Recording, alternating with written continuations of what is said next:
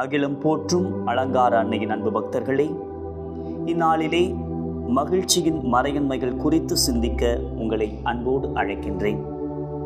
கன்னி மரியாவுக்கு கபிரியேல் வானதூதர் இறை சித்தத்தை வெளிப்படுத்திய போது தாய்மரி தாழ்ச்சியோடு அதை ஏற்றுக்கொண்ட நிகழ்வு இறை வருகையின் மகிழ்ச்சி மிகு தொடக்கமாக அமைந்தது.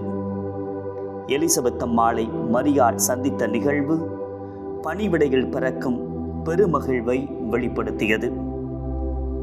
மாமரனின் பிறப்பு நிகழ்வு வானதூதர்களோடு இணைந்து மாந்தர்கள் அடைந்த மற்றற்ற மகிழ்வை நமக்கு நினைவுபடுத்துகிறது.